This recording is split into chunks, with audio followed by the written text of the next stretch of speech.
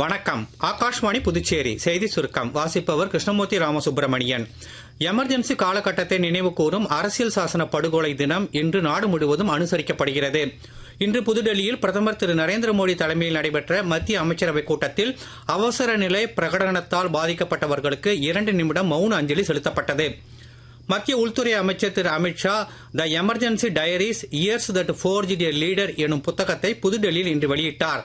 பிரதமர் திரு நரேந்திர மோடி அவசர நிலை காலகட்டத்தில் ஒரு இளைஞராக ஜனநாயக லட்சியங்களை காக்க போராடிய நிகழ்வுகள் குறித்த தகவல்கள் புகைப்படங்களுடன் இப்புத்தகத்தில் இடம்பெற்றுள்ளன. அவசர நிலை பிரகடனப்படுத்தப்பட்டது ஜனநாயகத்தின் கருப்பு அத்தியாயம் என்று மத்திய தகவல் ஒலிபரப்புத்துறை இணையமைச்சர் டாக்டர் எல் முருகன் தெரிவித்துள்ளார்.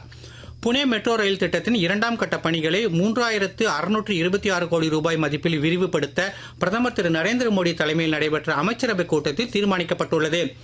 இந்திய விண்வெளி வீரர் சுபான்ஷு சுக்லா உள்ளிட்டோர் பயணம் செய்யும் ஆக்சிம் 4 விண்கலம் இன்று அமெரிக்காவின் புளோரிடா மாகாணத்தில் உள்ள கென்னடி விண்வெளி நிலையத்தில் இருந்து வெற்றிகரமாக விண்ணில் ஏவப்பட்டது. புதுச்சேரி அரசு கூட்டுறவுத் துறையில் இளநிலை ஆய்வாளர் பணிக்கான தேர்வில் வெற்றி பெற்று காத்திருப்பு பட்டியலில் வைக்கப்பட்டிருந்த 8 பேருக்கு முதலமைச்சர் திரு ரங்கசாமி இன்று பணி நியமன ஆணைகளை வழங்கினார்.